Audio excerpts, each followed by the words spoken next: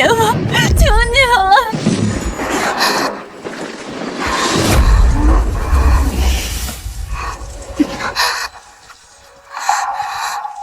这是什么地方？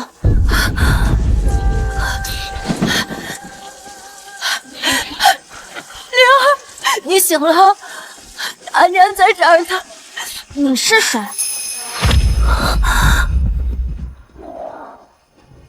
灵儿，你是不是上糊涂了？我是娘啊，你到底怎么了？什么？我终于到母爱了，还是一个孩子身上。方灵儿，命还挺硬，居然还没死。柳氏，这丫头不是好端端的在这喘着气吗？你倒是有脸，3天不做工，这个月的月钱你拿什么交？大夫人，求您发发慈悲，赏我点银子找个大夫吧。灵儿她已经发烧3日了，再这样拖下去，恐怕熬不过今晚了。恩典，你一个贱婢出身的妾，也配伸手要钱？老爷能把你们留在府里，已经是天大的恩典了。就是，方灵儿这个死丫头，死了倒清静，省得浪费我们方家的米粮。女孩怎么了？同是方家血脉，凭什么你们锦衣玉食，而我们却要住柴房、做工交钱？这公平吗？公平？你娘是个出生低贱的奴才，你就是个赔钱货，也配跟我们讲公平？没错，你们生来就是下等人，没什么资格讲公平。柳氏，你明天就带着这个丫头片子出去做工，回来交钱给家里。我看，真正的蛀虫是你们这种不劳而获、坐享其成的人。反了天了你了！你个丫头片子，还敢骂人！娘，看着，我今天打死这个晦气东西！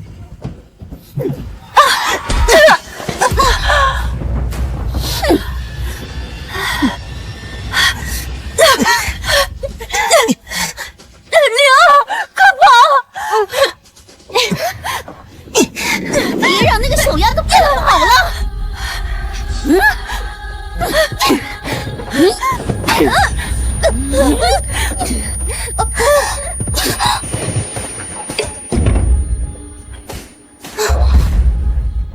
往哪儿跑？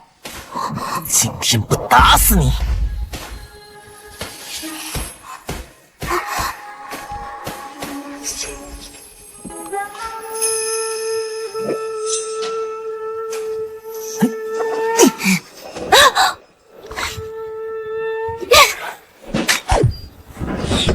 啊！哎呀！哎，我的头！杰儿，杰儿，你没事吧？天杀的死丫头，看看你干的好事儿！大夫人，您别生气，灵儿她不是故意的，刚才是个意外。不，我就是故意的，而且是算好的。这丫头，眼神怎么像变了？看人性子发毛。妈，我不管，现在就叫人来把这2个贱种打死！灵儿，快别乱说了。大夫人，灵儿她只是发烧烧糊涂了，胡说八道，她怎么可能算好呢？您别生气，我这就给大少爷包扎。滚开！别拿你早说破我儿子！我看你们俩就是早有预谋，要害我儿子！来人！啊，夫人！柳氏，你们俩现在要是跪下来，给我儿子磕100个响头，我兴许还能让你们俩多活一会儿。光磕头可不够，我还要你学100声狗叫，从本少爷的胯下钻过去。大夫人，少爷，千错万错都是我的错，您不要怪灵儿，她还小，求您高抬贵手饶过她吧。我这就跪下来给你们认错。娘，你起来。像他们这种人不配。今天你们休想再欺负我们！好，你个小贱种，死道理淌怀嘴硬，打死送去乱葬岗，给我上！打！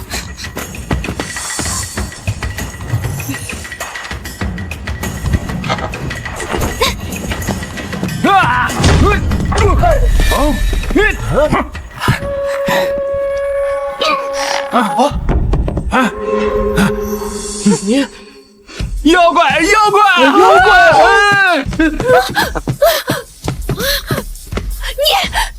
怎么可能有这么大力气？难不成你真是妖怪？快说，你是妖术哪学的？我这不叫妖法，这叫基础力学。你们还想再看看？那我就再送你们一个魔盘。六世，你们两个别得意，明日老爷就回来了。等明日你们要是交不上乐器，我就让老爷把你们俩都赶出去，流落街头，我看你们怎么活！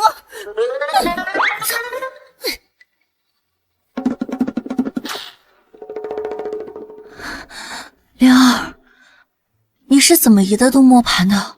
我发烧，做了个怪梦，梦里女神仙教会我的。难道灵儿高烧3日，真的烧坏了神智？灵儿，不管你变成什么样子，你都是娘的女儿，别怕，娘会永远陪着你的。娘，方家如此待你，你为何从不离开？娘当年卖身葬父，签的是死契，就算娘最后想走，也没有钱赎身。再说了，娘也不想让你变成一个没有爹的野孩子。娘，从今日起，没有人再敢欺辱我们，我会带娘离开方家，让娘过上好日子的，让更多像我们这样的苦命人也过上好日子的。灵儿这眼神，跟以前真的不一样了。灵儿，这里就是娘做活的房场了，你在外面乖乖等着，不要乱跑，知道吗？好。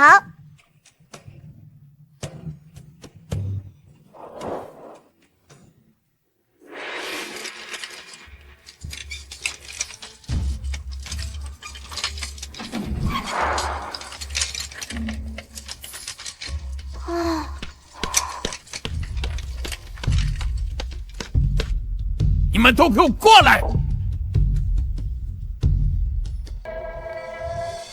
！3天，还剩最后3天，扬州府的老爷们就要过来提货了。现在连一半都还没吃出来呀！你们都干什么吃的？掌柜的，这云锦花样太繁复，每织1寸，提送上万次，我们手脚都快要断了。是啊，掌柜的，这一日也织不出2寸细锦，这上千匹数目实在是太多了。契约是白纸黑字，1000匹云锦，10万两的买卖，拿不出货，我倾家荡产也赔不起。这作坊倒了，所有人都得喝西北风。这是最典型的低效商场模型，杠杆、滑轮、斜面、螺旋、齿轮这些基础力学原理用在这个时代，岂不是降维碾压？掌柜的，我回来上工。你还知道回来？3天不见人影，我这个织造作坊是你想来就来，想走就走的，滚出去！掌柜的，之前是我女儿生病了3天，所以这才耽搁了。求求你让我回来吧。行了，我要是不缺人手，你想上工也行，工钱减1半，1天10文。不想干呢就走人。等一下，你凭什么只给10文？这是谁家的孩子？作坊种地，先人出去。灵儿，娘不是让你在外面等吗？你怎么进来了？掌柜，我娘给你织1天的布，就给10文钱，你是不是欺负老实人？你觉得我该给你娘多少工钱呢？灵儿，别胡说。娘，你放心，我要的价格都是合情合理的。1天500两。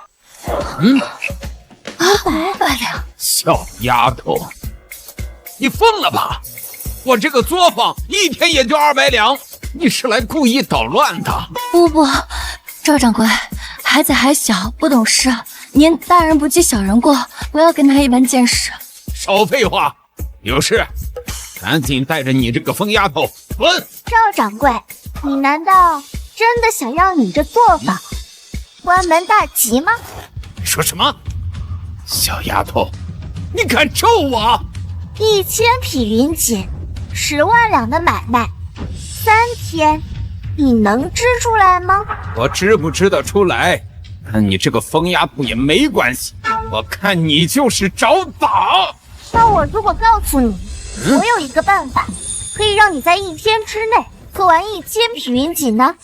你说什么？你碰过织机吗？你知道那个梭子怎么穿的吗？没有，但是我的这个方法不需要人亲手去织。这，灵儿，你不要再胡说八道了，快跟掌柜的赔个不是。我没有胡说八道。赵掌柜，我刚才简单算了一下，你这里所有的织布机加在一起，3天3夜不睡觉都织不出来1000匹布，更何况是复杂的云锦呢？你到底想干什么？简单，你只要按我说的做，1天之内1000匹云锦如数奉上。只要1天呐！否则你和你这作坊只有死路一条。你哟，我当是哪路的神仙在这指点江山呢？原来是我们方家柴房的小废物呀！怎么在府里装神弄鬼还不够，又跑出来坑蒙拐骗？方少爷，这小丫头也是你们方府的人，是不是这儿有毛病啊？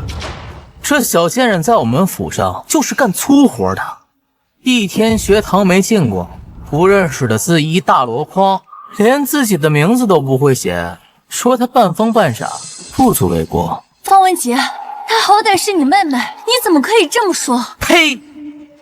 你一个贱婢生出来的赔钱货，也配叫我哥哥？他还配姓方？我是没有上过学，也不会认字，但是方家可是花重金请先生教你。听说你连3字经都背不熟呢，家里的账本你看得懂吗？你这败家子，除了挥霍家产、仗势欺人外，你还会干什么？方家有你这样的蛀虫，真是离败落不远了。赵掌柜，你听见没？他就是个满嘴胡言乱语的疯子，你要是信他的话，就等着赔光棺材本出去要饭吧。赵掌柜，你不信我的话，那就等着苏州那些老人们拿着契约找你赔钱吧。到时候我就看着你关门倒闭。娘，我们走。等等。那你说说看，到底有什么好办法？执笔伺候。拿上拿上。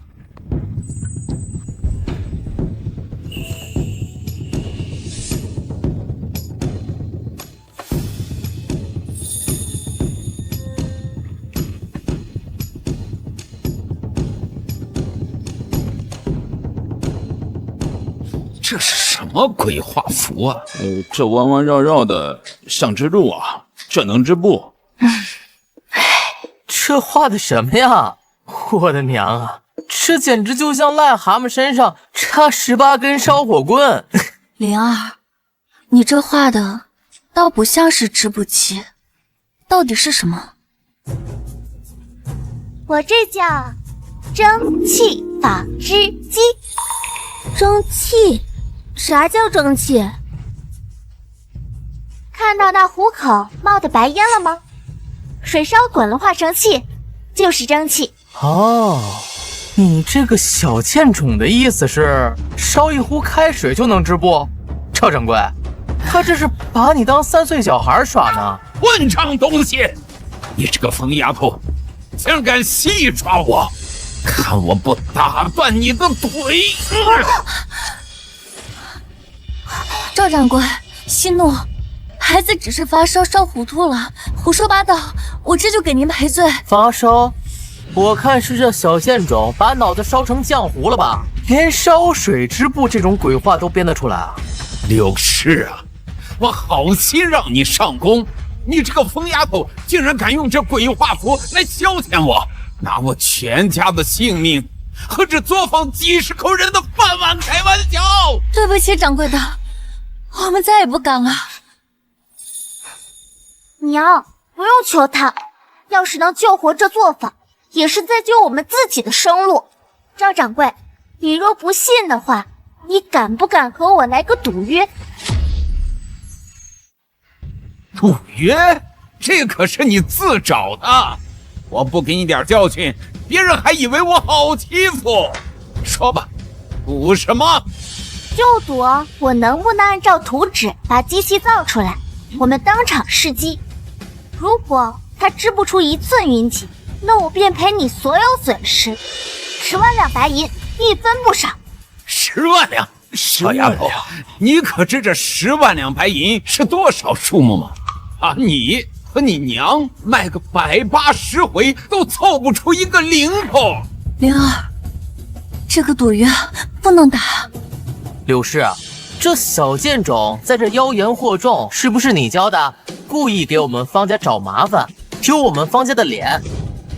赵掌柜，你都已经被逼上绝路了，难道这样稳赚不赔的赌局你都不敢吗？掌柜的，横竖是个死局，试试又何妨？万一呢？好，我赵某就跟你赌这一把。好，你们都作死是吧？柳氏、方灵儿，你们闯下这么大的祸，我们方家可不背这个锅。我现在就回去告诉我娘，把你们从方氏除名。灵儿，你真的打算这么做吗？娘，你放心，我绝对不会让你失望的。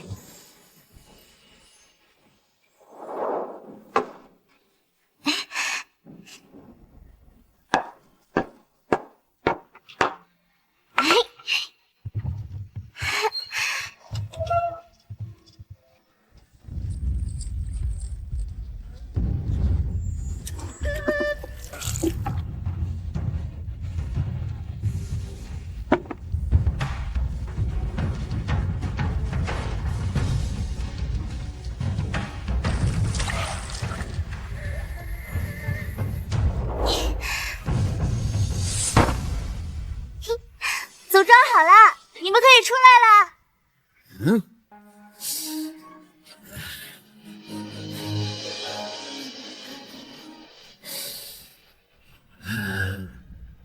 就是这么个怪东西，疯丫头，你赔钱吧。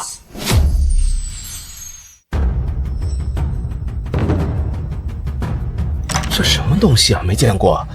就是这么个怪东西，疯丫头，你赔钱吧。赵掌柜，我还没启动呢，你急什么？气什么动啊？生气呢？我看这个东西根本就不会动。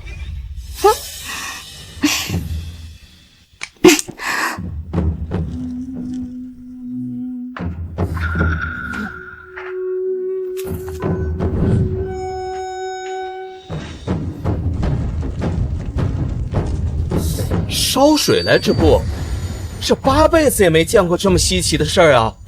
怕不是障眼法吧？听说这小丫头会妖法啊！疯丫头，你现在认输还来得及。赵掌柜，赌约既立，无反悔之理，你就等着瞧吧。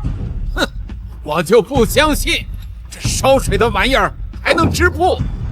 哎，你们方家也算是大户人家，那10万两银子就让你爹来赔。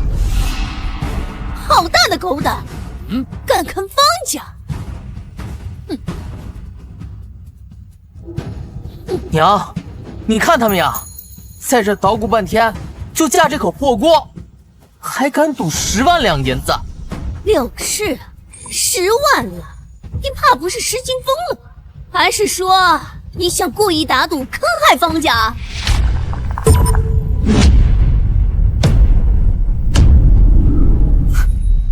这再怎么叫，也就是个烧水壶。娘，我看呀，这死丫头就是对我们怀恨在心，想让我们故意赔10万两银子。赵掌柜，我今天就把话撂着，这2位的所作所为与我们方家没有任何关系。你最好现在就把这2个招摇撞骗的东西绑了，扭送官府。疯丫头，你都听见了，若是不成功，要么出10万两银子，要么我去报官，抓你们坐大牢。赵掌柜，他们2个，一个败家纨绔，一个无知泼妇，你信他们？放肆！你们娘俩什么身份？一个卖身的丫鬟做了小妾，和一个柴房里出生的丫头片子，本来就不配进入我们方家。我是方家的当家主母，现在我就宣布把你们2个踢出方家。好啊，我们求之不得。不过，到时候等我这蒸汽机运转起来，加出100两的时候，你们可别哭着求我们做回你们方家人。好啊，那今日诸位都做个见证，若这破玩意儿真能织出1寸云锦，我和我娘就从这儿爬着出去。我们娘俩虽人微言轻，但说出去的话泼出去的水绝不反悔。没错。疯丫头，我不管你是不是方家的人，今日这玩意儿要是出不了云锦，我就用你们母女俩来抵命。时辰就快到了。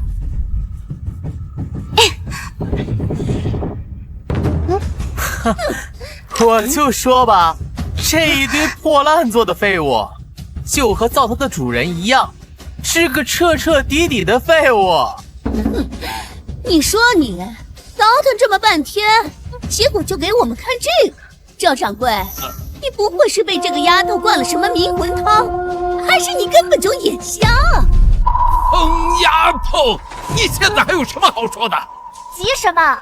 蒸汽压力尚未达到峰值，只是系统预热，组成都还未……够了，满嘴鬼话，你还要编到什么时候？赵掌柜，你还要被这死丫头糊弄到几时？柳氏，你睁大你的狗眼看看，你都生养了一个什么东西，在这里满口胡话。今天赵掌柜就算饶了你，我也要把你们2个乱棍打死，以儆效尤。混账！我怎么可能会饶了他们？我现在就把你们扭送官府，告你们行骗欺诈之罪。来人，给我绑了！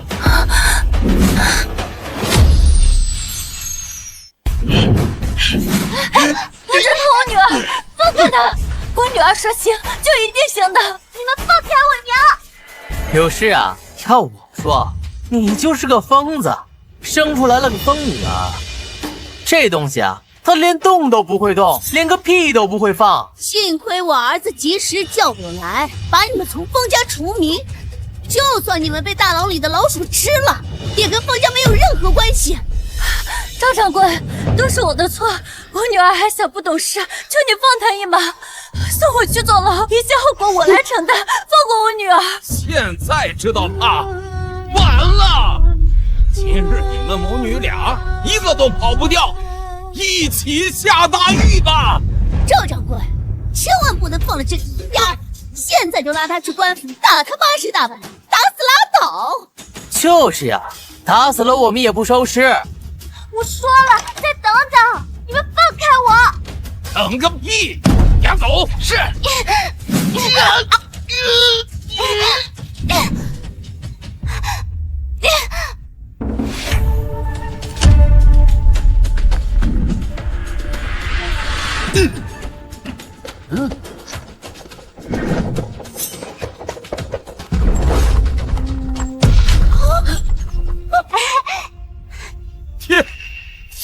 老爷真的支出云锦了！这什么怪东西，居然真能织布！这怎么可能？方灵儿，你做了什么？这怪物怎么突然开始织布了？妖术，这体是妖法，寻常织机怎能如此？赵掌柜，你验验，这云锦可还入得了扬州老爷们的眼？这真是天公之作呀！照此速度，何须3日，1日足以织出1000匹，真让你说对了。赵掌柜，我先前说过，我娘1日工钱500两，您还觉得荒唐吗？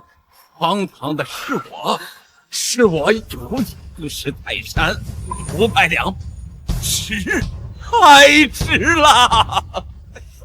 快取现银！是，500两，真金白银呐！哎呀，这小丫头神了呀！这娘俩一定是要翻身。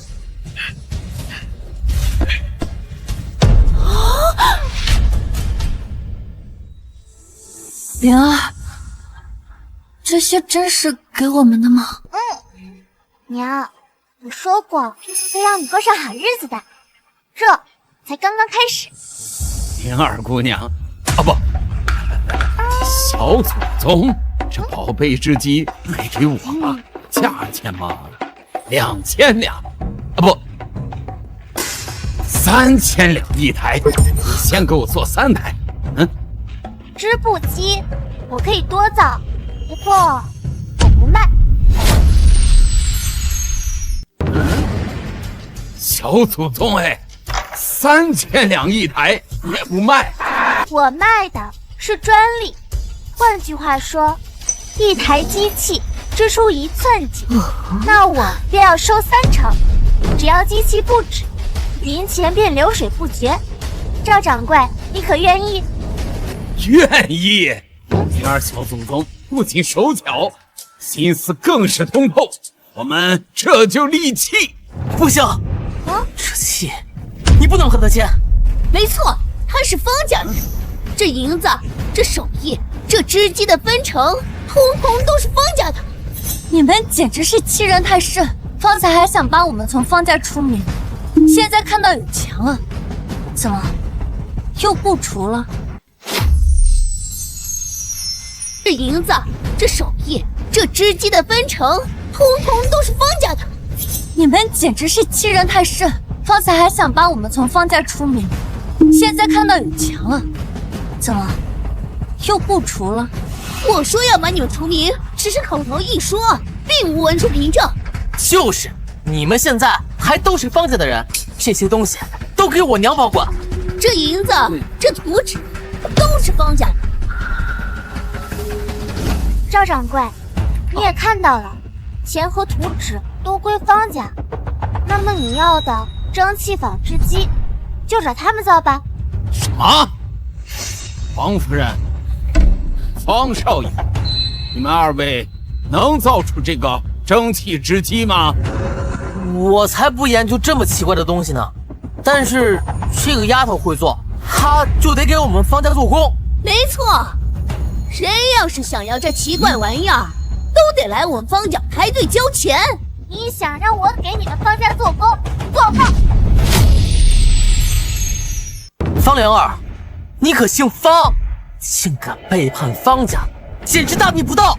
没错，你们要是再胡闹的话，信不信我以方家家主的身份把你们俩进猪笼？你们2个平日里就爱欺负我，现如今又来抢我们的银子和图纸，凭什么？就凭你们是方家的人，就没有理由说不？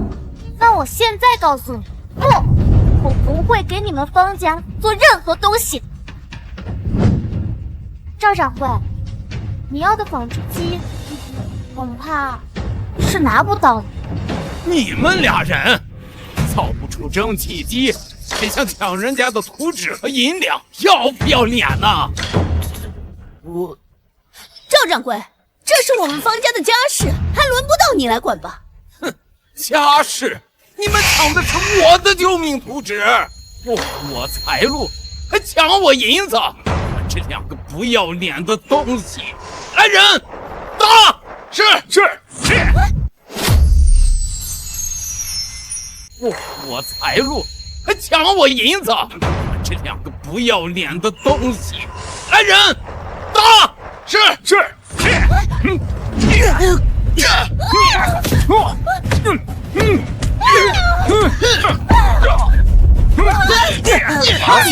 我死你了！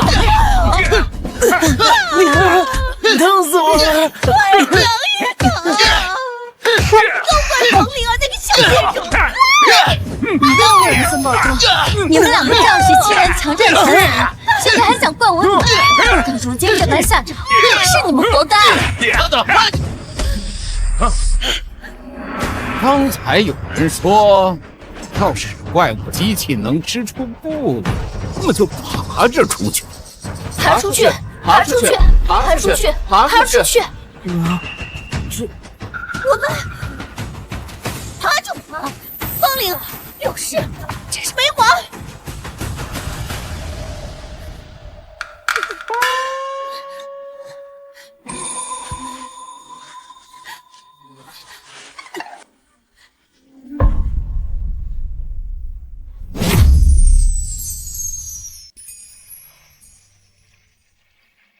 灵儿，娘真的觉得像在做梦一样。这些银钱，再加上你约的分成，这样咱们娘俩以后真的能过上好日子了。但是娘，要想过上真正的好日子，咱们就得离开方家。等方德回来，灵儿这就帮你赎身。想得美！哼，你们吃方家的饭，咬砸方家的锅，你们简直就是方家的败类！就是，别以为你们挣了几个臭钱，就敢不把方家放在眼里。去，把这两个忘恩负义的贱民给我绑了，把银子抢过来。是。不准拿！这是灵儿费尽千辛万苦自己挣的。哼，她一个小丫头片子，有什么本事？不过就是一些变戏法的障眼法。把银子抢过来。是。不准拿！这是灵儿费尽千辛万苦自己挣的。哼，她一个小丫头片子，有什么本事？不过就是一些变戏法的障眼法，骗得了别人，骗不了我。就是，你们吃的、住的、穿的，哪样不是方家赏你们的？你们是方家的人，你们挣的一分一毫都是方家的。看来你们今天挨的打还不够多，想在家里接着窝里耗。今日你让我娘在众人面前颜面大失，我现在就教你什么叫做长幼尊卑，什么叫做方家的规矩。夫人少爷，千错万错都是我的错，不要动我的灵儿。娘，你不要说他们，你我都一样，他们没有资格动我们。哼，好一对嘴硬的贱骨头，给我上！打！住手！住手！打打闹闹，成何体统？我才去皇家行宫半月，你们就在家闹翻天了。爹，您终于回来了。你要是再晚一步，这两个贱种真的要把方家的天给捅破了。老爷，是啊，您都不知道这几个月我和我儿为了家里受了多少委屈。哎，你这脸怎么受伤了？谁打的？都怪他们俩！今日这小丫头撺掇柳氏去制造作坊闹事，竟然跟人要赌10万两银子，说什么能做出新式织布机。就是，我和娘好心阻拦，他们两个竟然勾结外人对我们动手。混账柳氏，你带着死丫头出去招摇过市，还赌10万两，你眼里还有没有方家的规矩？老头子，你怎么不分青红皂白，就怪我们呢？你叫我什么？你听好的，老头子，是他们逼着我娘出去做工挣钱，我与别人打赌，也是为了我娘，跟你们方家无关。怎么回事？平日里这丫头胆小如鼠，如今她怎么敢这样跟我说话？灵儿，你不要跟他吵，他对付家人的手段凶狠，我们不要惹他。娘，就是他们平日里欺负我们惯了，所以我们不能再忍耐。老头子，今日我来，就是跟你们方家一刀两断。你说什么？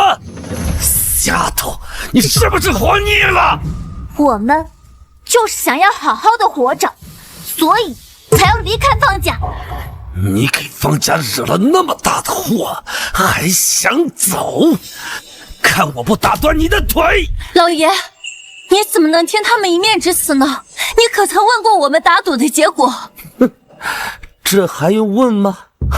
是一个黄毛丫头，懂什么植物啊？比试输了10万两，你们拿命赔呀！老爷，我们并没有输，灵儿她确实造出来了，叫蒸汽织布机。赵掌柜当天就立了契约，还有这些银钱。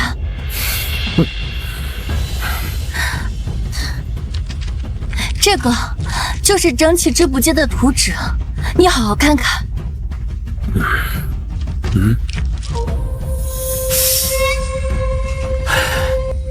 这什么鬼东西？这个是莲儿画的蒸汽织布机的图纸。狗屁图纸！要我看的话，就是他妈邪门歪道、奇技淫巧，根本没用。老头子，明明是你自己什么都不懂，还盲目自大，污蔑别人的本事，都是奇技淫巧，你懂不懂？这叫科学。老头子，明明是你自己什么都不懂，还盲目自大，污蔑别人的本事，都是奇技淫巧，你懂不懂？这叫科学。科什么学？口无遮拦，目无尊长，女子就要遵从3从4德。你娘没把你教好啊？看我今天来教你！你有什么资格教我？男女生来就平等，我们凭本事赚钱，何错之有？老爷，莲儿说的句句在理。住口！看来是我平日里太纵容你们了。都去祠堂给我跪着，跪到想明白规矩在为止。带走！等等！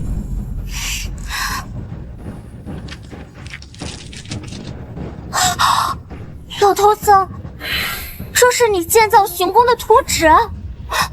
快说，这谁会知道？你给我拿来！哼！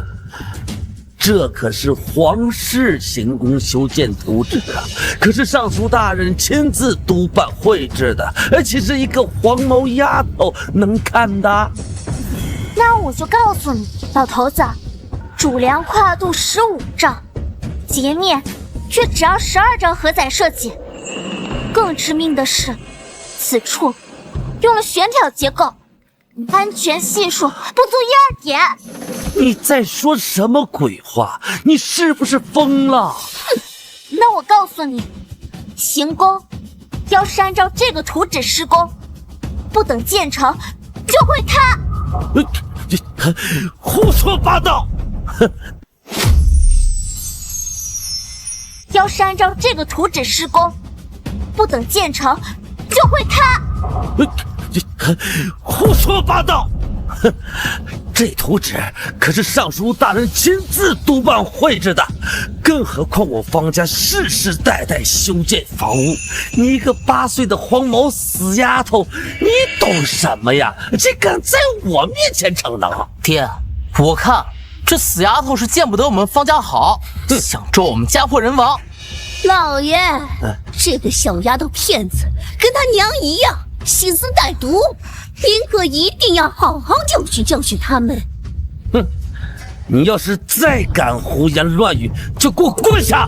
老爷，你们不相信灵儿，我信，要罚就罚我吧。我说这些可不是为了你们，只是想要我和我娘不跟着遭殃。行宫一旦出事，可是诛九族的大罪。反了你了！老头子，今日我来就是给我娘赎身的，现在钱已经给你们了，我们这就走。放肆！你们生是方家的人，死是方家的鬼，岂能你们说走就走？想走没门儿！来人，在，把他们两个给我押起来，看我不活活打死他们！是。方德何在？给本官滚出来！大人，大人！方德何在？给本官滚出来！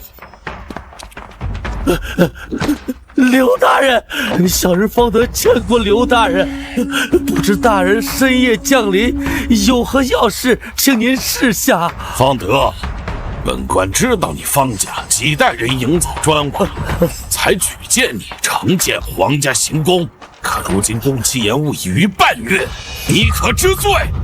刘大人呐，这半月以来，小人一直在行宫监工啊，丝毫不敢懈怠呀。我们一定加快建设速度啊！若只是工期，还能饶你一条狗命。今日工部尚书亲往查验，发现正殿储粮不稳，东南角柱廊已有明显清侧。什么？行宫乃圣上居所，一砖一瓦都容不得有半点差错。你竟敢造出如此摇摇欲坠的劣功！哼，你是不是图谋不轨，想谋害圣上？不，大人冤枉啊！小人都是按照工部颁下的图纸，丝毫不敢逾越呀！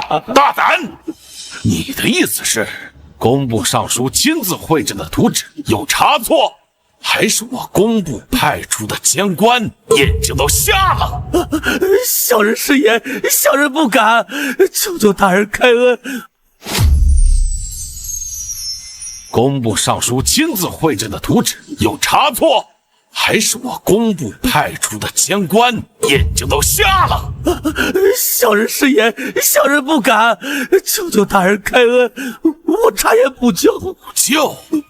晚了，还有3天，偌大的行宫，你怎么补救？尚书大人有令，再给你最后1天，若是不能反攻重建，将以欺君罔上、延误皇宫之罪论处。不止你一人，方家无论男女老少，满门抄斩，鸡犬不留。哎呀！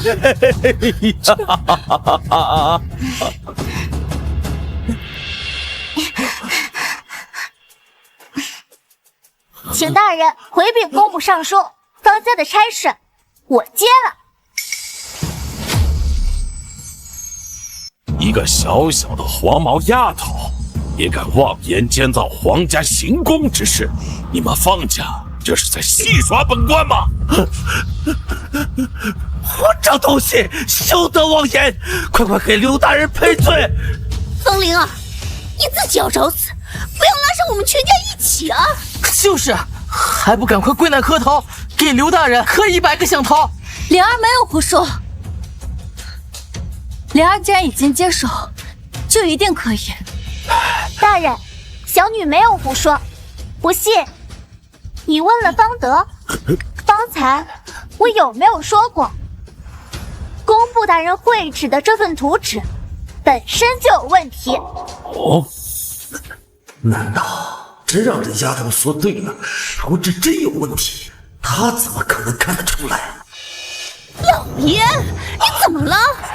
这个丫头连学堂都没有上过1课，几个大字都不识，你不会相信她真的能看懂这个图纸吧？对呀，爹，她就是懒猫碰到死耗子，你不能听她的鬼话呀！要是按照那张图纸施工，结构用料自然无法承重，除非立刻修改图纸，改进支撑与夯筑之法，否则行宫必然会坍塌。你还敢放肆！尚书大人乃京城第一建造师，此图经皇上亲自首肯，岂能容你一个黄毛丫头信口雌黄？方德，你们方家是不是都活腻了？不，刘大人，是小人缺失家教，小人现在就收拾这个黄毛丫头。来人，是。把这个不知天高地厚的野种，还有他这个娘，给我拖到后院锁起来。是。对，没有老爷的命令，谁也不准把他们放出来。快去，看看他们还懂不懂规矩，还长不长记性。你们这是自寻死路！若是还想活命，现在就该把我放开，或许还有一线生机。拖下去！方德，小人在。本官再提醒你一次，明日天黑之前，如果不能完工，皇命如山，满门抄斩，绝无转圜。哼！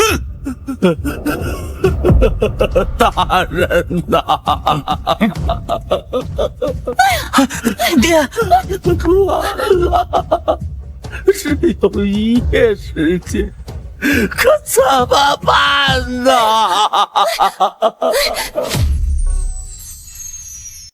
老爷，您别着急，再好好想想，还有没有什么办法？是啊，爹，您不会真被那刘大人吓傻了吧？不就是主梁不稳吗？重新修缮一下不就行了？你懂个什么狗屁呀！主梁要是出现了问题，那是一天能修好了吗？得拆了重建。什么？那3个月也建不好呀？老爷，那你快想想办法，这我们不能全家都去送死啊！若是还想活命，现在就该把我放开！难道那黄毛丫头说的是真的？爹，您是不是真被吓傻了？那死丫头懂什么建造啊？你还真信她？是啊，老爷，怎么就剩1天了？你要是拿银两去打点打点，说不准还有机会。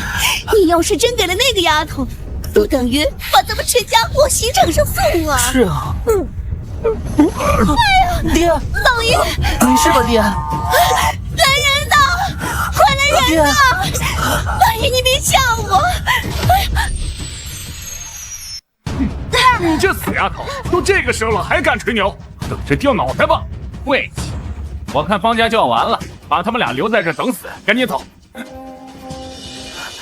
灵儿，方德是不会放过你的。明天我就去衙门认罪，就说都是我做的，让他把你放了。娘，你放心，我们谁都不会死的。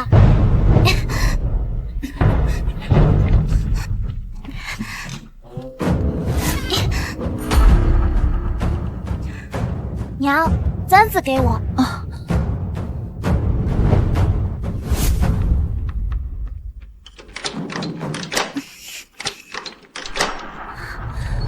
开了，灵儿，我们快逃出去。不，娘，我们现在还不能走。为什么？灵儿，再不逃的话就没有机会了。娘，方家承建的是皇家行宫，就算我们现在逃出去，此生也只会是逃犯，抓回来也只有死路一条。而且那些参与建造的无辜匠人也都会人头落地的。那你的意思是，你要接手建造行宫？若想活命，恐怕就只有这个办法。娘，你相信我吗？娘信你。那我们趁着天黑，这就出发去行宫。走。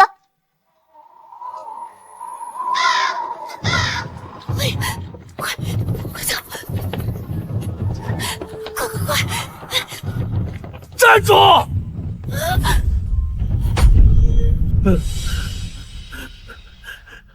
你们这是要干什么？老爷，你怎么醒了？老爷，你怎么醒了？你们是方家人，难道也想逃？爹啊，公不就给我们1日时间，这就是死局。要不您和我们一起逃？现在逃还来得及。走！我是方家的人，死也要死在方家，谁都不许走！方德，你清醒一点，现在不走就是死路一条。爹，对不住，你想死，别连累我们。孽障啊！我们方家怎么养了你这么个没心肝的畜生啊！姐儿，我们走。都给我回去！刘大人有令，除了方德，方家所有人不得出入，违者立斩。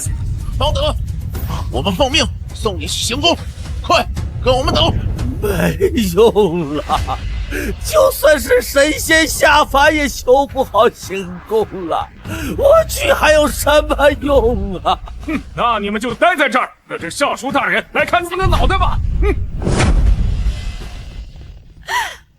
完了，全完了，这回我们都走不了了。刀都下脖子上了，咱们都得死。那个黄毛丫头能一眼识破图纸的异样，能在刘大人面前接下这杀头的差事，或许她真有本事，就让她试试。老爷，你疯了不成啊？这都什么时候了，你还相信那个黄毛丫头说的话？对，他就是个江湖骗子，根本没有这本事。住口！横竖都是死，或许他真有本事，就让他试试。去把灵儿给我找来！老爷，老爷，柴房的门早已经被打开了，二夫人和小姐昨晚已经不见了。什么？快去给我找人！是老爷。那两个没良心的，知道方家要玩，竟然逃得那么快。早知道他们能逃出去，昨天就该把他们宰了。爸，是我糊涂呀，竟然还对他留有半分指望。什么图纸，什么本事，都是些骗人的鬼话。方家的列祖列宗，子孙方得不孝，这就以死献汉。方德，你到底干了什么？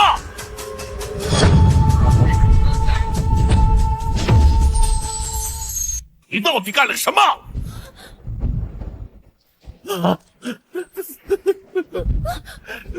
大人呐，我们不想死啊！恭喜呀！真没想到你们方家果真有这般起死回生的本事，一夜之间不到就把行宫都修好了。什么？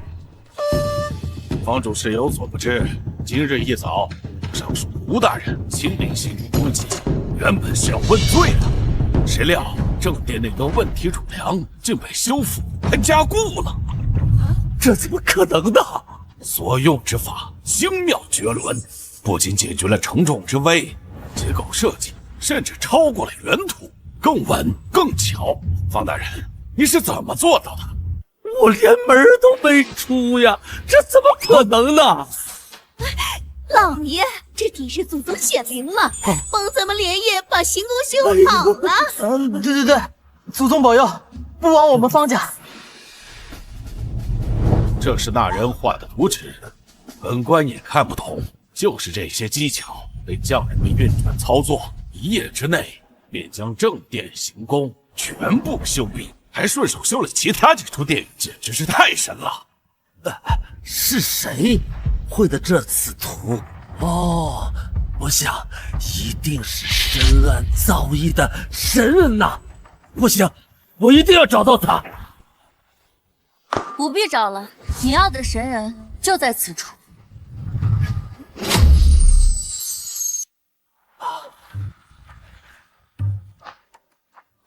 你刚才说什么？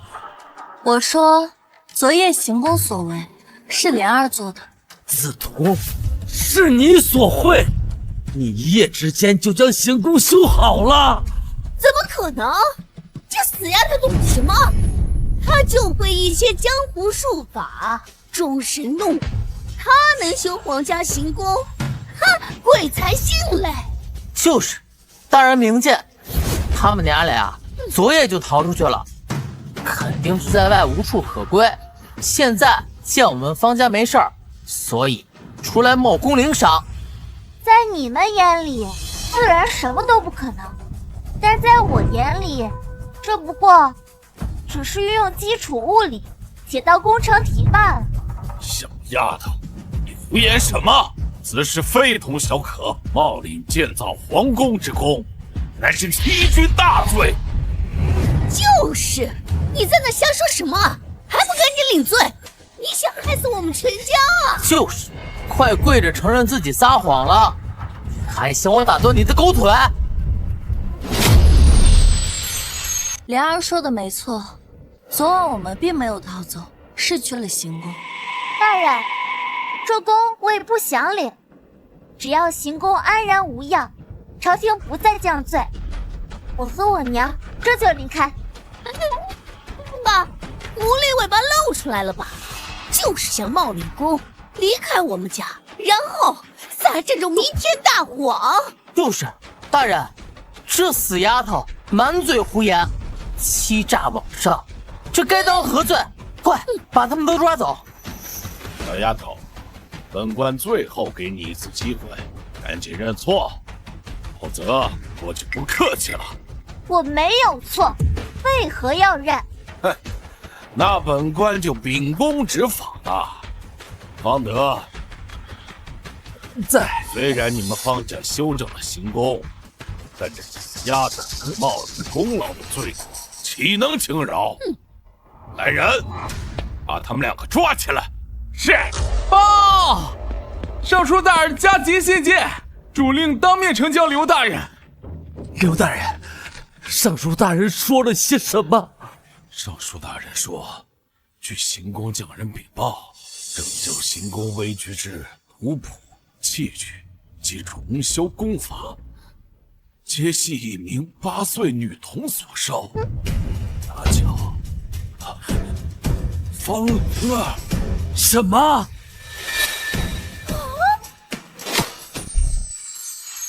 什么？怎么，尚书大人的亲笔信在此，白纸黑字，你们还敢有疑？小人不敢。灵儿姑娘真乃神童，不，是奇才。尚书大人对您赞不绝口。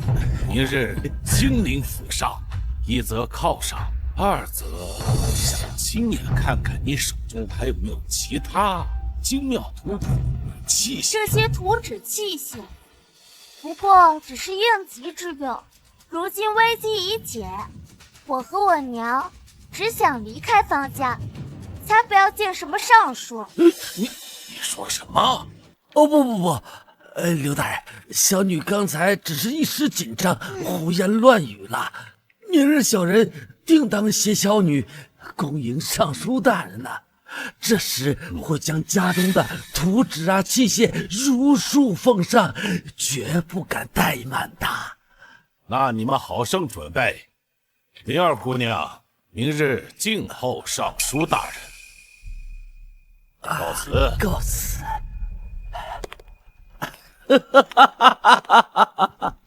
明日尚书大人就要来我方家，那我方家可是要一飞冲天了呀！灵儿，哎呀，灵儿，你可是立了大功了呀，真是我方家的福星啊！老头子，我修行宫可不是为了让你飞黄腾达的。如今我们恩怨已清，我和我娘这就……这可不行啊！灵儿，你要是走了，明日尚书大人来了，我该如何交代呀？刚才好像是你自己答应的吧？我可没答应。尚书大人那边，你自己去应对吧。拜拜。我这就办。哎呀，灵儿，你就留下来吧，以前都是我对你不好。柳氏，不，心玉，哎呀，夫人呐，你劝劝灵儿吧，以后我会改的。你起来说话。不，你不答应，我就不会起来的。老爷，你可是方家的家主，你怎么能给他们两个跪啊？是啊，我看那丫头就是歪打正着，撞了狗屎运。你还真信她是神仙下凡啊？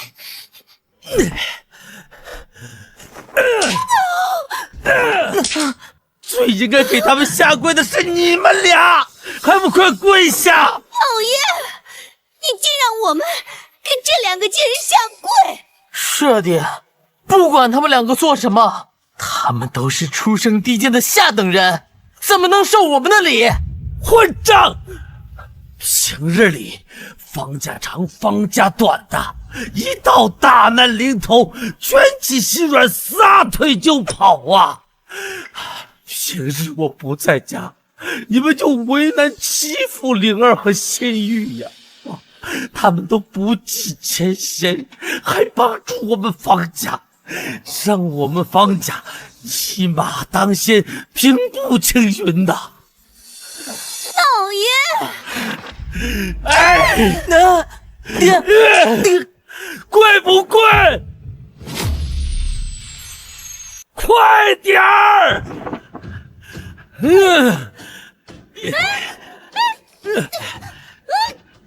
给我磕！磕！再磕！磕！磕！够了，不要再磕了，我们不稀罕。哎呀，灵儿，这才磕了10几个，得磕到你消气为止。老头子，你也算是一家之主，这样欺负家人，算什么本事？灵儿，这不是为了让你消消气吗？灵儿，以后你就是我方德的嫡女，方家的继承人。仙玉，以后啊，你就是我方家的当家主母。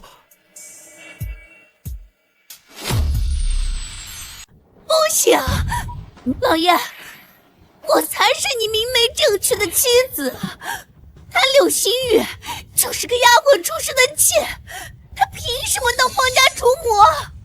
就是爹，我才是方家唯一继承人，她一个丫头女流，怎么配当继承人？祖宗都不愿意。祖宗，我是方家的家主，我说了算。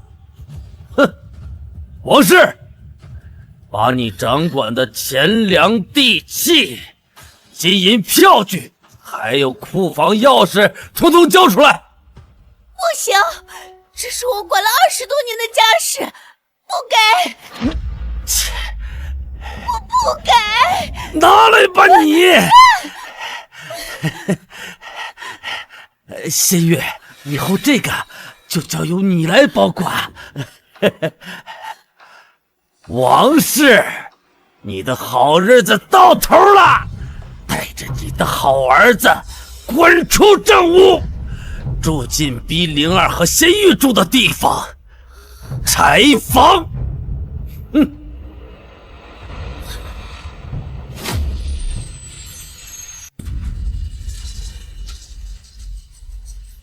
娘，喝水。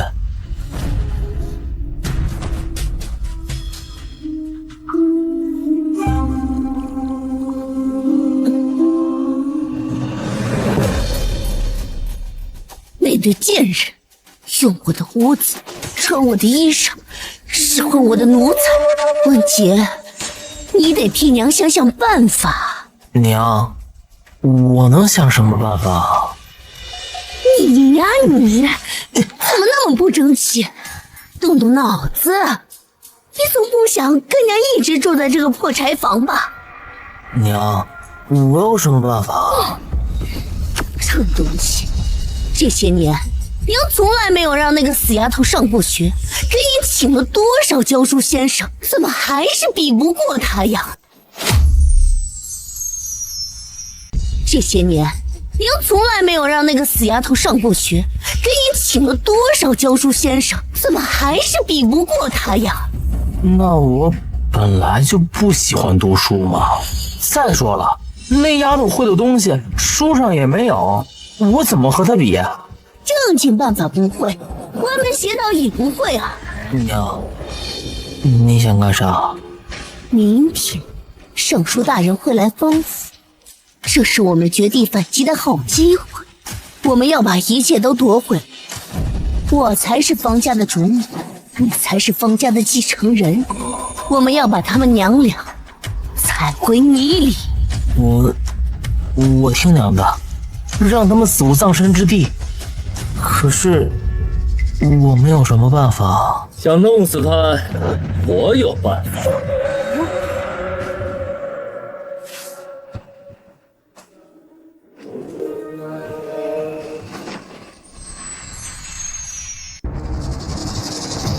大人，您公务繁巨，何以亲临这商贾之门？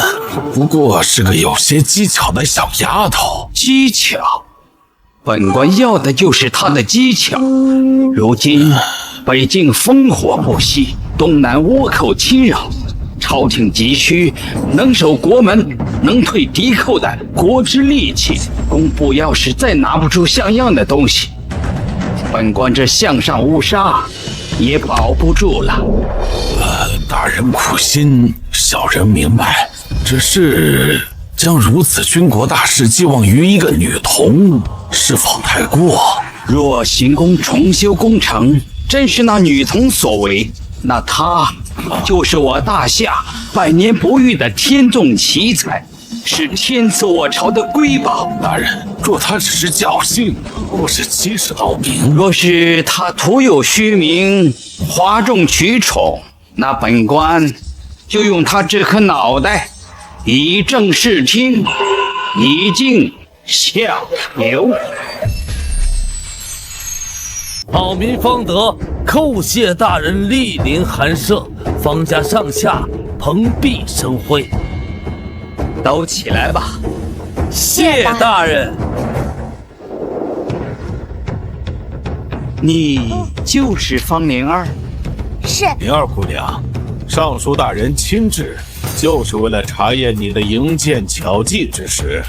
大人要看的图纸和器械模型，可以准备妥当。妥当了，妥当了，早就已经准备好了，只等大人指示。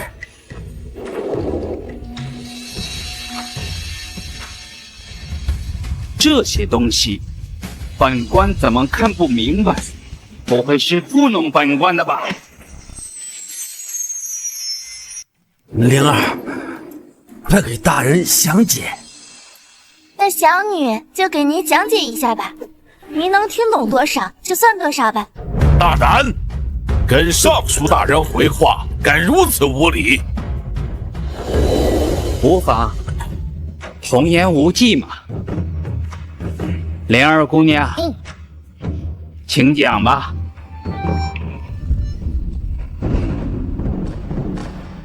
大人请看，这是改进后的多重华灯组，不同大小的轮装配合，毅然也可以吊载千斤重物。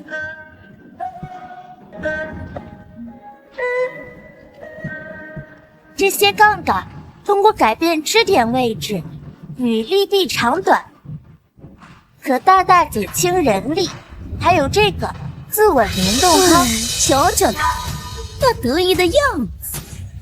娘，你等着，这丫头死定了！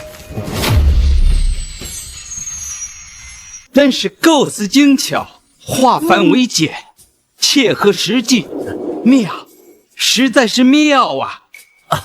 大人过奖，小女只是懂得一些微末之技，能得到大人的赏识，实在是方家有幸啊！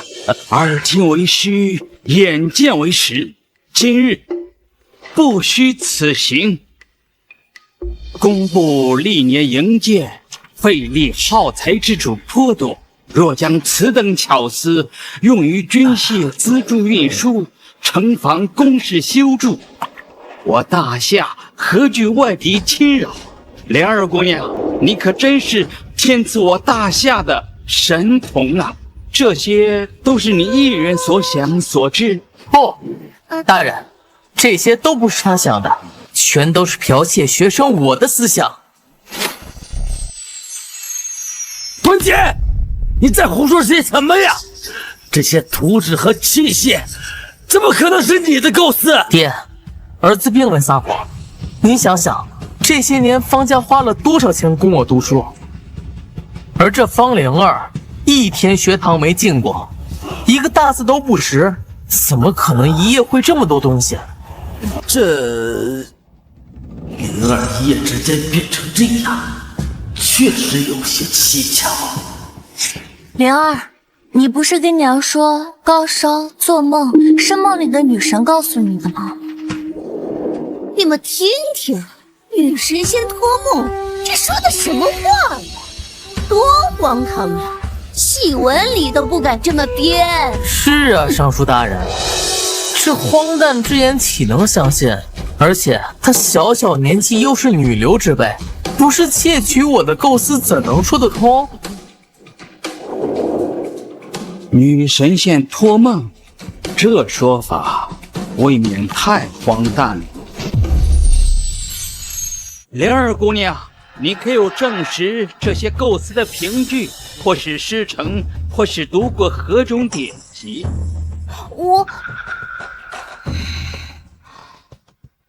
我总不能告诉他们，我是从2026年穿越过来的，那比女神仙的说法还离谱。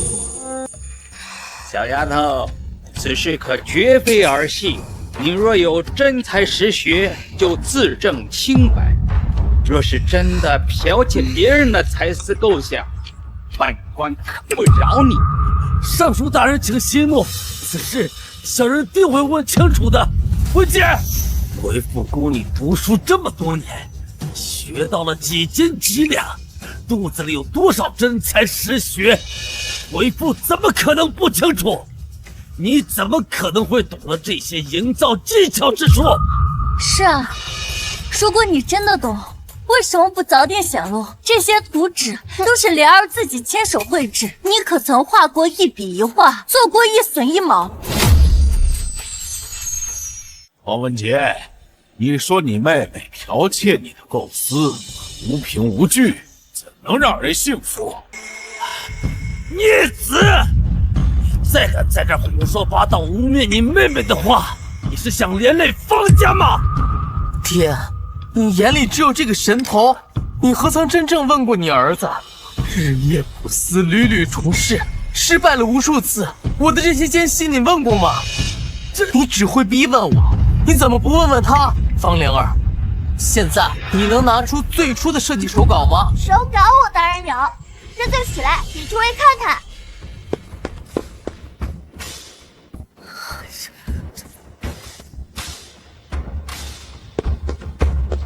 诸位看，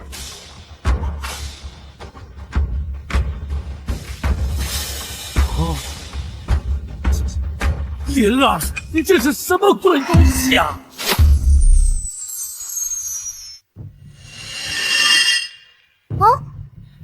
怎么回事？我的图纸怎么变成这样了？看人请看，这分明就是儿童戏法，他连一张像样的草图都拿不出来，如何制出如此精妙的器械？是啊，大人，这胡乱涂鸦的才是一个8岁女童能画得出来的。他这不是剽窃，是什么啊？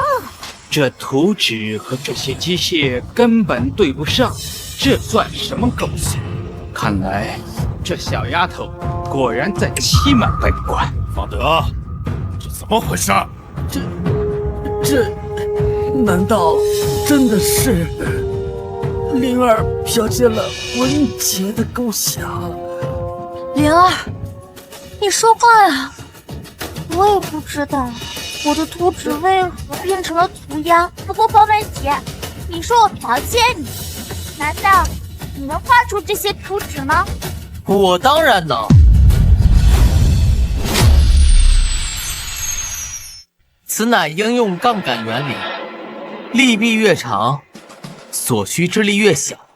此处滑轮组定滑轮改向，动滑轮省力，借重力之功，以补人之不足。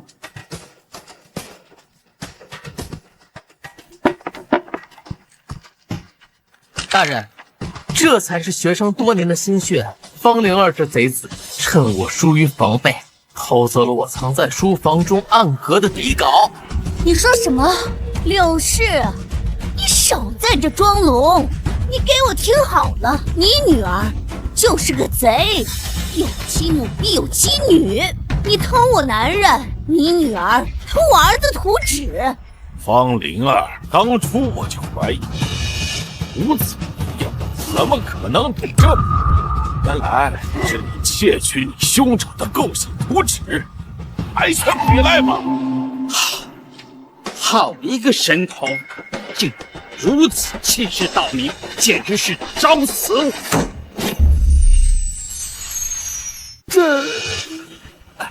灵儿，还不赶快跪下认错呀！二位大人，此事小人确实不知情啊！住口！你纵行骗，你们方家都逃不过责罚，而这丫头伪道天才之名，欺瞒上官，戏弄朝廷，该当何罪？来人，将此欺世盗名、胆大包天的小贼给我拿下！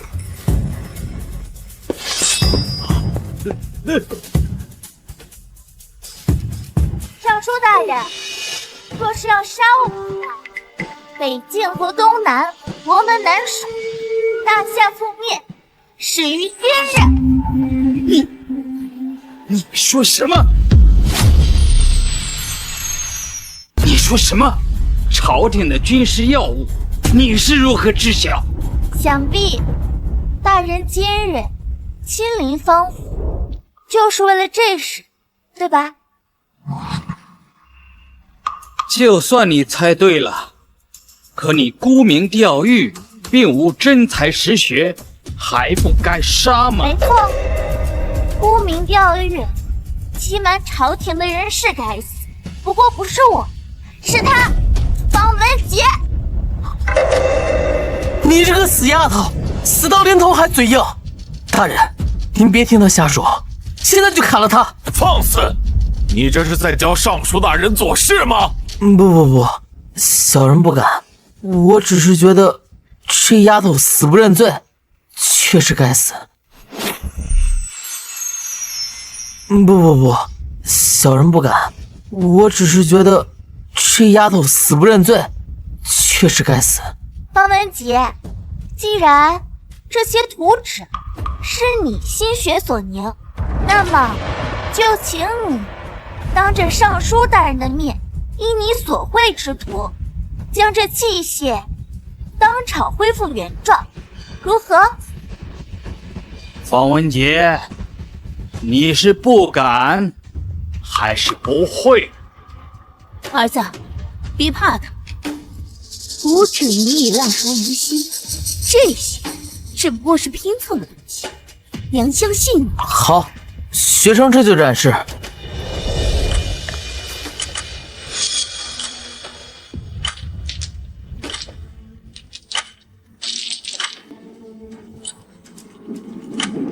学生装好了。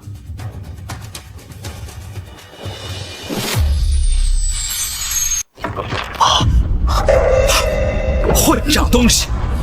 你这堆破烂是什么？这就是你了然于胸的构思，这就是你指控他人剽窃的凭据。文杰，这到底是怎么回事？你不是说这图纸是你的吗？怎么自己都组装不起来？难道你在欺骗我们？怎么可能，老爷？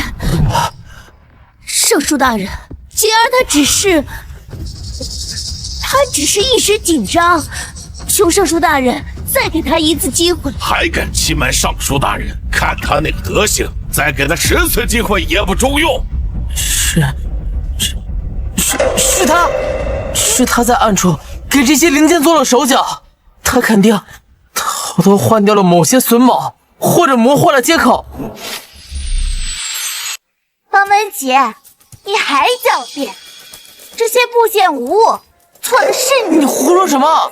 看来的确有人连夜帮了你，不过你只懂死记硬背，不懂其中运转原理，更别说用这双手去拼凑。现在你还敢说这些图纸和机械是你自己构想出来的吗？文杰，现在还有什么话要说？现在就给我们一个交代！这些零件本来就是坏的，不信你让他来，他也装不起来。方灵儿，这些零件你可能原样装回。若是我现在原样装回，即便成功，恐怕他们也不会服气的吧。大人，看见了吧？这丫头就是怕了，装不回来就直说。就是不能原样装回，便是你心虚，这足以证明这些零件就是你破坏的。尚书大人，不如我换个法子，用这堆散乱的零件组装一个新的东西出来，如何？新物品？方灵儿，你吹牛也不怕斩着舌头？我看你就想胡乱拼一个东西来蒙混过关吧？尚书大人明鉴，他这就是黔驴技穷，耍无赖呢。我相信你，他既然说了，就一定做得到。大人，事已至此，恳请大人再给小女一次机会，让她试试吧。方灵儿，本官再给你最后一次机会，你若用这些零件装出的新东西不能运转，毫无用处，那本官就将你们方家抄家问斩。啊！灵儿，你到底有没有把握呀？可千万不能装乱了，咱全家人的性命都在你的手里呢！你个死丫头，你自己死就算了，还要拉上我们全家当垫背的。就是，他就是故意的，故意想害死我们。灵儿，我相信你。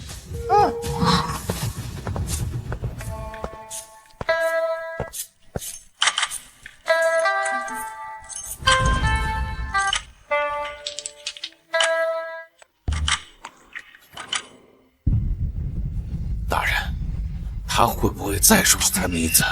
本官可没工夫陪他闹下去。小林，若是他造不出有用的东西，立刻血洗方家，鸡犬不留。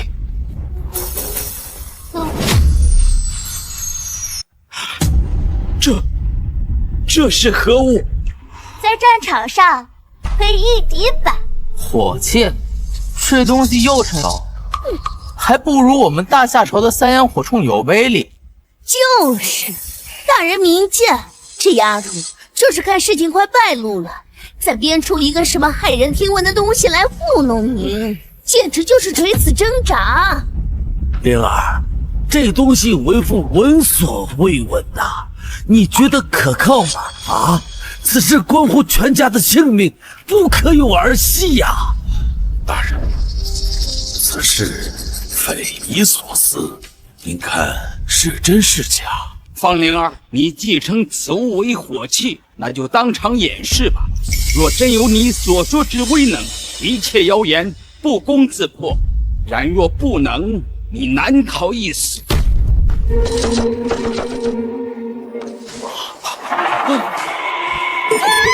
哎呦，儿啊，儿啊！杀人了！灵儿，你杀了你哥哥！灵儿，你真的杀了方文杰？娘，你放心，刚才诸位都看得清楚，我打的到底是什么？我打的到底是哪？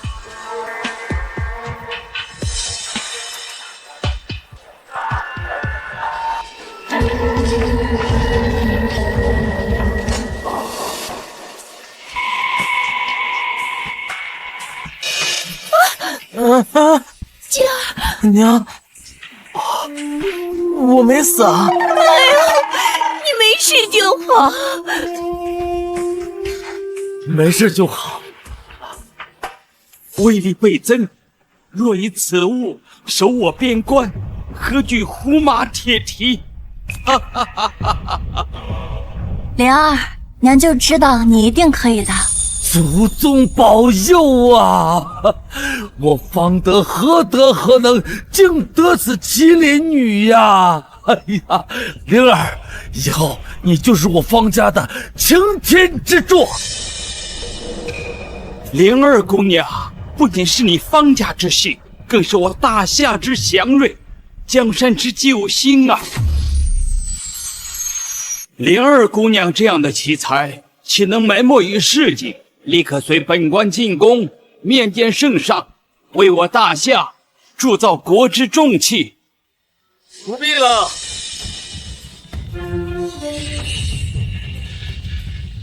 吴大人，不必惊扰皇上了。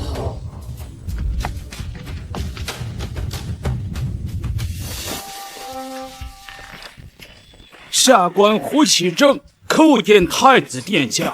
不知殿下驾临，有失远迎，还望殿下恕罪。叩见太子殿下。叩见太子殿下。方灵儿，不得无礼，还不拜见太子殿下？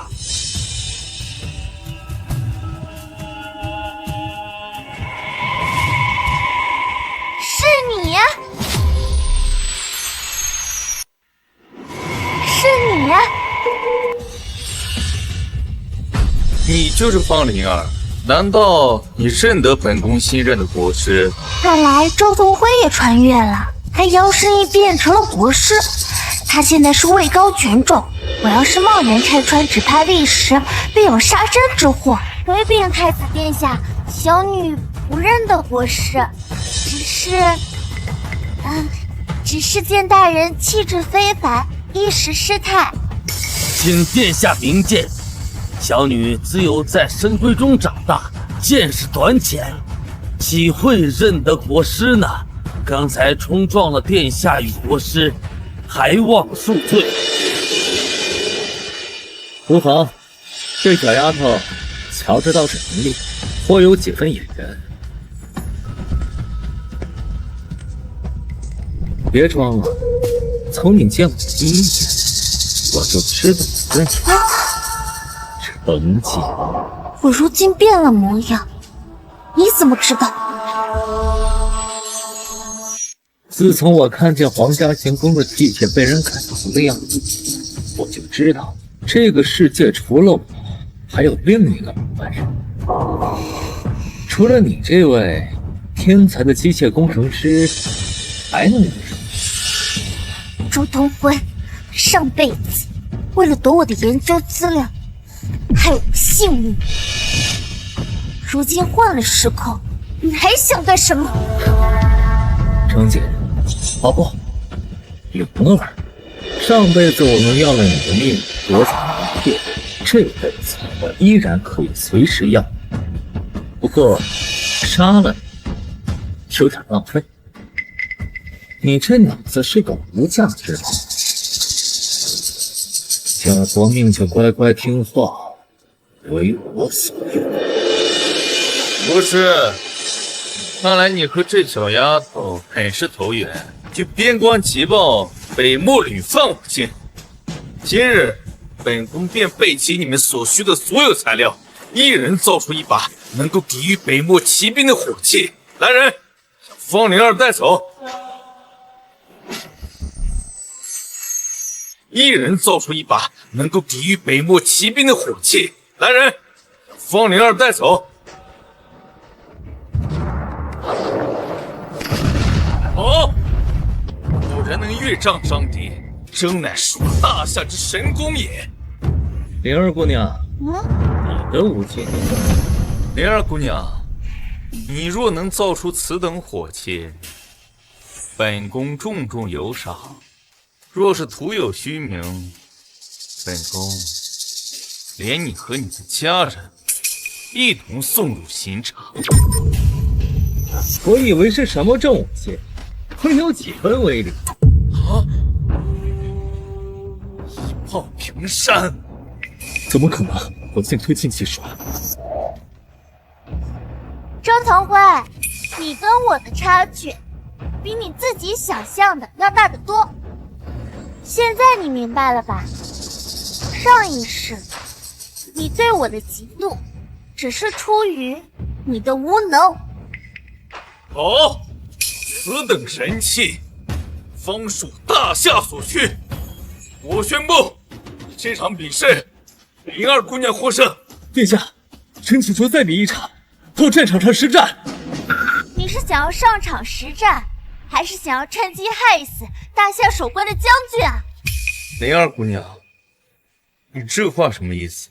殿下，国师大人的迫击炮，当发3次之后，炮管底部的延迟机关就会启动，炮就会当场自爆。那些士兵还能活吗？防线一旦陷入崩溃，敌军就会长驱直入，没错吧？不可能！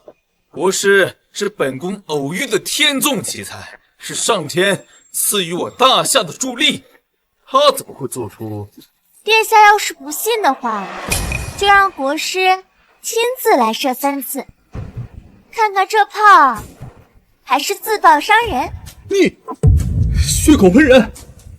殿下，此女定是北漠派来的奸细，意图挑拨离间，破坏我大夏军功。她的话一个字都不能信。国师若心中无鬼，为何不敢试？不如就试射几发，以证清白。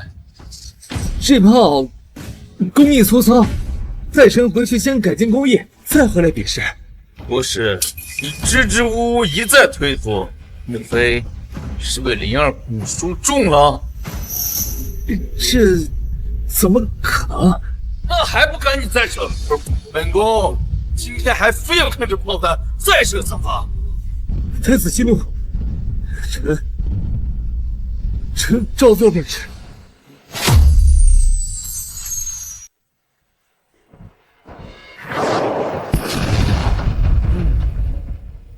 灵儿姑娘，你看，这不没事。灵儿姑娘，3发已过，你还有何话可说？请陛下明察，臣一片赤诚，竟遭此女如此污蔑，请陛下为臣做主，严正这信口雌黄、扰乱比试之人。小女方才说的是3发以上，请国师大人再打第4发。若第4发后此炮安然无恙，那民女就甘愿认输，任由殿下与国师处置，绝无怨言。国师，既然灵儿姑娘心有不服，不如你便再射1发，让灵儿姑娘心服口服，彻底放心。打呀！怎么了，国师大人？是不敢打了吗？国师，打呀，让他看呀！